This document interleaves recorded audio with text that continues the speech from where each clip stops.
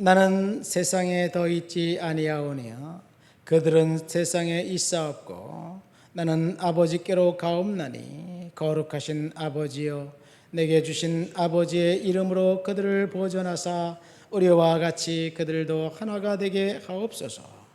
내가 그들과 함께 있을 때 내게 주신 아버지의 이름으로 그들을 보존하고 지키었나이다. 그 중에 하나도 멸망하지 않고 다만 멸망의 자식뿐이오니 이는 성경을 응하게 하려 함이니이다. 지금 내가 아버지께로 가오니 내가 세상에서 이 말을 하옵는 것은 그들로 내 기쁨을 그들 안에서 충만히 가지게 하려 함이니라 니이다. 내가 아버지의 말씀을 그들에게 주었사오매 세상이 그들을 미워하여 싸우니 이는 내가 세상에 속하지 아니함 같이 그들도 세상에 속하지 아니함으로 인함이니이다. 내가 비옵는 것은 그들을 세상에서 데려가시기를 위함이 아니요 다만 악에 빠지지 않게 보존하기를 위함이니이다. 내가 세상에 속하지 아니함 같이 그들도 세상에 속하지 아니하사옵나이다. 그들을 진리로 거룩하게 하옵소서. 아버지의 말씀은 진리니이다. 아멘. 예수님의 제사장적 중보 기도입니다. 겟세마네 동산에서 예수님이 기도하신 장면입니다. 이 겟세마네 동산에서 기도하신 그 예수님의 기도하신 것은 사복음서에 다 나와 있습니다. 예수님께서 순환당하시기 전날 밤 제자들과 함께 마지막 식사를 마치시고 그날 밤 가룟 유다는 예수님을 배반해서 하기 위해서 떠나버렸고 예수님은 제자들과 함께 겟세마네 동산에 올라가서 기도하십니다. 마태, 마가, 누가, 요한복음, 마가복음, 사복음서에 공이 다 기록되어 있는데 특별히 누가복음에는 예수님께서 제자들을 향해서 시험에 들지 않게 깨어 기도하라 말씀하시면서 돌 던질 만큼 그 거리에 가서 무릎을 꿇고 열심히 기도하셨습니다. 그런데 제자들을 보니까 너무나 피곤해서 다 굴아떨어져 있는 거예요. 선생님이 슬퍼하면서 고민하며 기도하고 있는데 제자들은 잠을 자고 있었습니다. 이 예수님께서 십자가에 달려 돌아가시기 전날 밤 기도하실 때 할만하거든 이 잔을 내게서 옮기시옵소서. 그러나 나의 원대로 마옵시고 아버지 뜻대로 없소서. 이렇게 기도했습니다. 밤새 잠 못 이루면서 하나님 앞에 간절히 기도하는데 이마에 맺힌 땀이 진액과 함께 송글송글 떨어지는 피로 변했다고 누가복음은 이야기하고 있습니다. 그날 밤 간절히 사생결단하면서 기도했던 그 기도, 이 기도의 모습을 그렇게 이제 공간복음은 표현했는데 오늘 우리가 읽은 요한복음 17장은 1절부터 끝절까지 예수님께서 그날 밤 무슨 기도를 했는지 기도의 내용을 다 굴아떨어져서 아마 요한은 듣고 있었던 것 같습니다. 세 가지를 기도했습니다. 첫 번째, 자기 자신으로 하여금 아버지께 영광을 돌리게 하옵소서.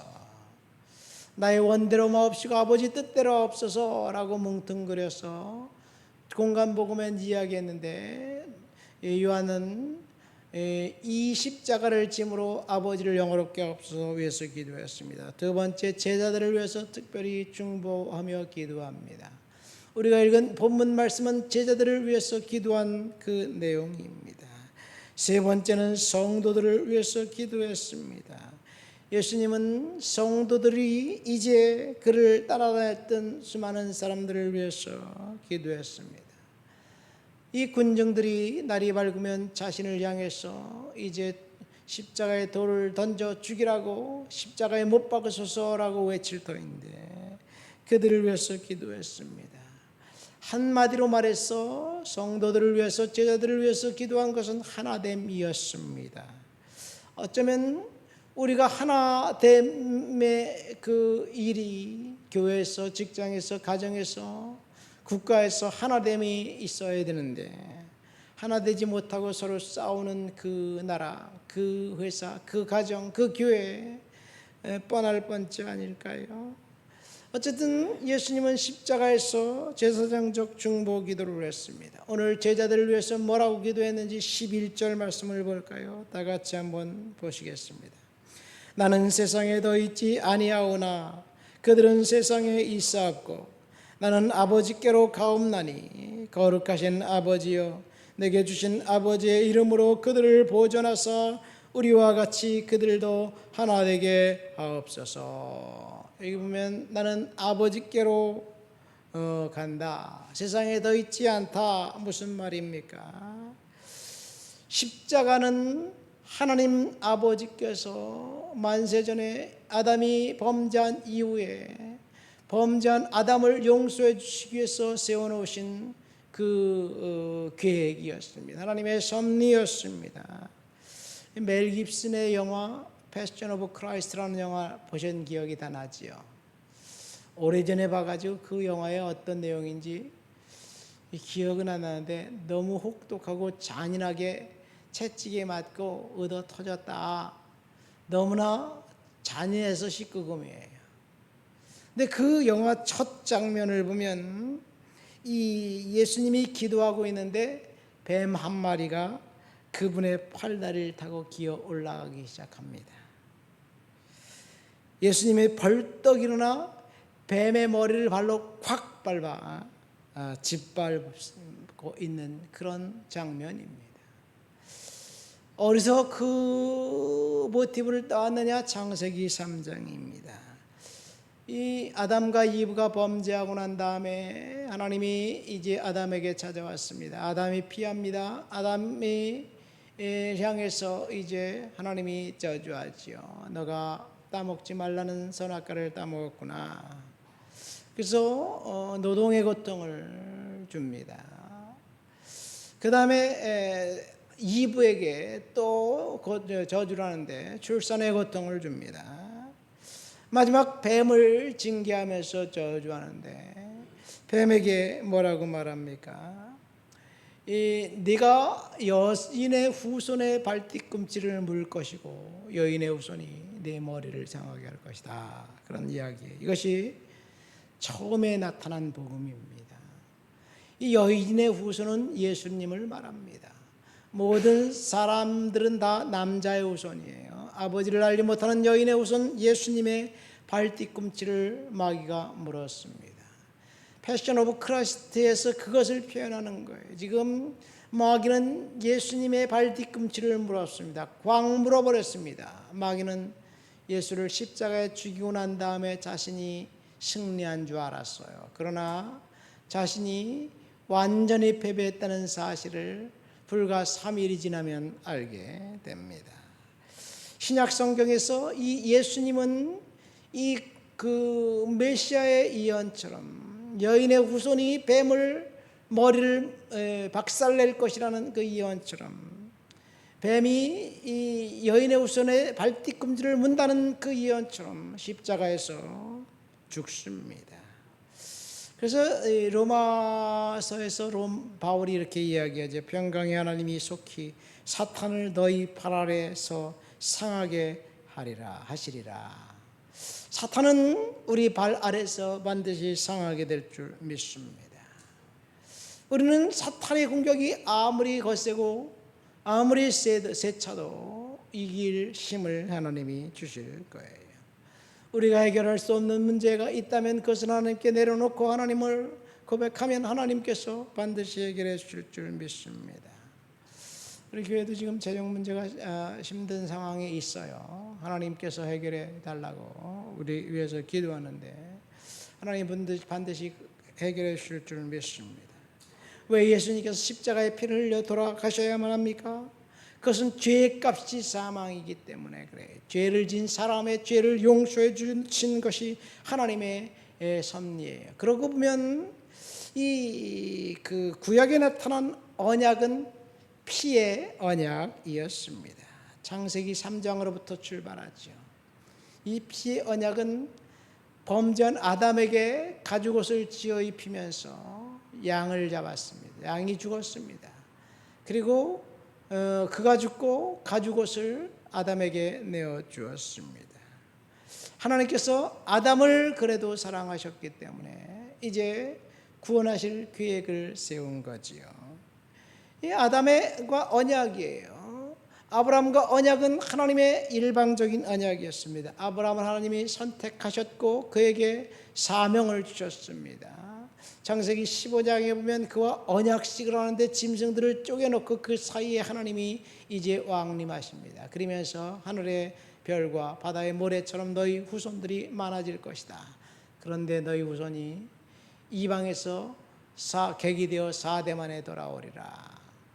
애굽에 종살이한 것을 이야기하고 지금 당장 이 땅 가나안 땅을 너에게 줄 것이 아닌데 애굽에 갔다가 내려온 너 후손들이 이 땅을 차지하게 될 것이다. 그러면서 할례의 언약을 줍니다.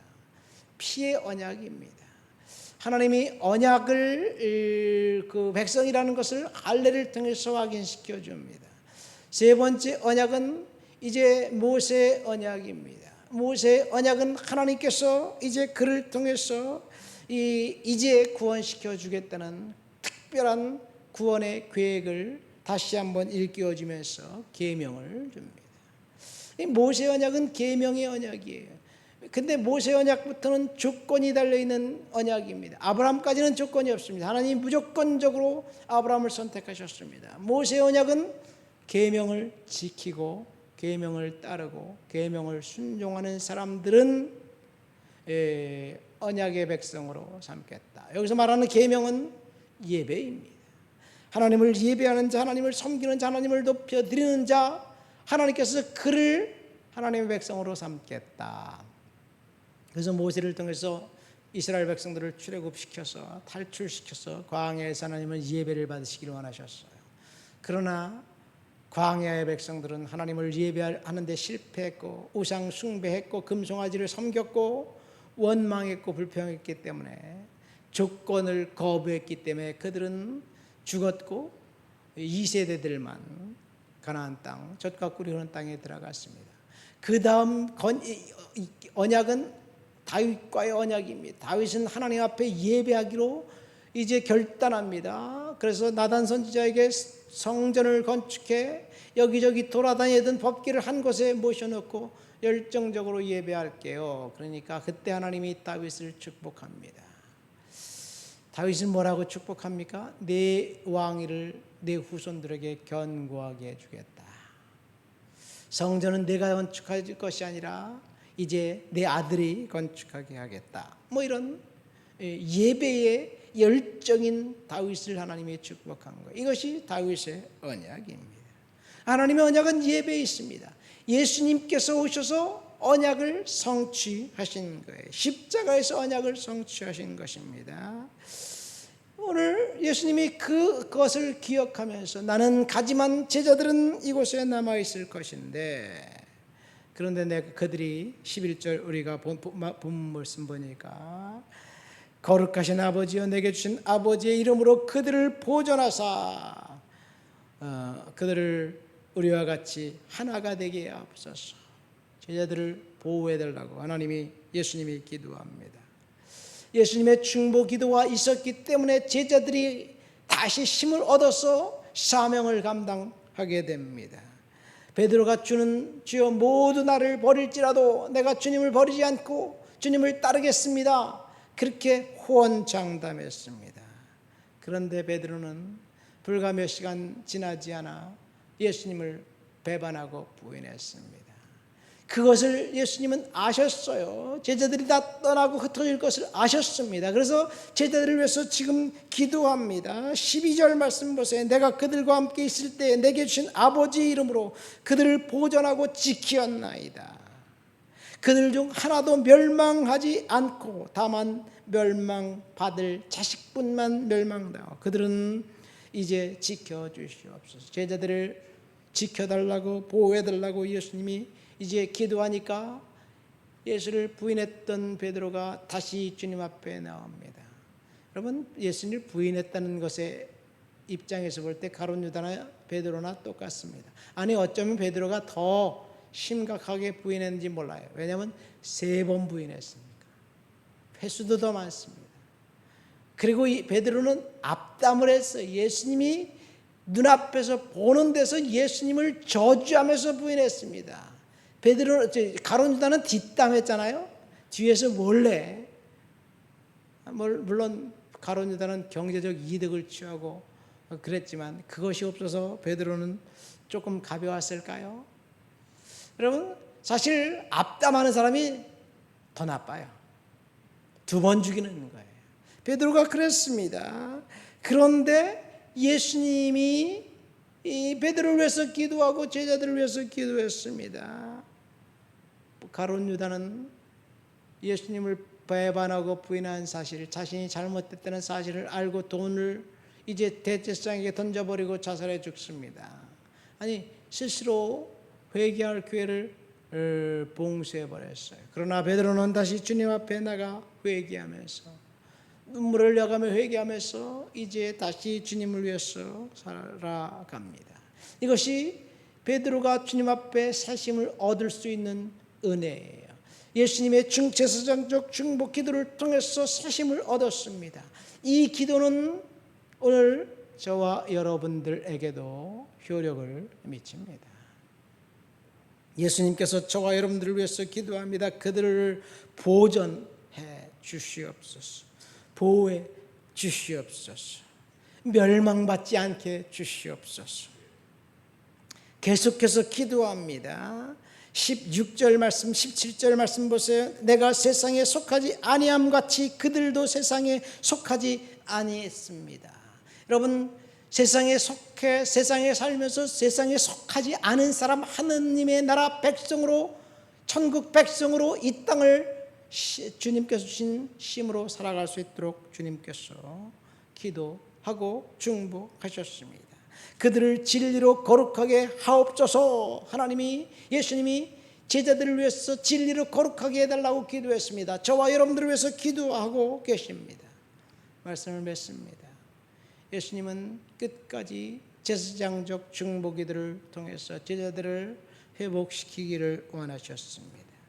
겟세마네 동산에서 십자가를 생각하면서 이마에서 흘리는 땀이 핏방울이 되도록 그렇게 간절히 기도하면서 이 잔을 내게서 옮기시옵소서. 그러나 나의 원대로 마옵시고 아버지의 뜻대로 없어서 아버지의 뜻을 이제 따르기로 결정한 주님이 제자들을 위해서, 저와 여러분들을 위해서 중보기도자로 이 시간 서 계십니다. 하나님 우편에 계신 주님께서 지금도 우리들을 위해서 중보기도자로 계신데, 우리는 힘을 얻고 은혜 얻고 하나님의 능력으로 그렇게 믿음으로 살아가야 될 줄 믿습니다. 하나님 아버지 감사합니다.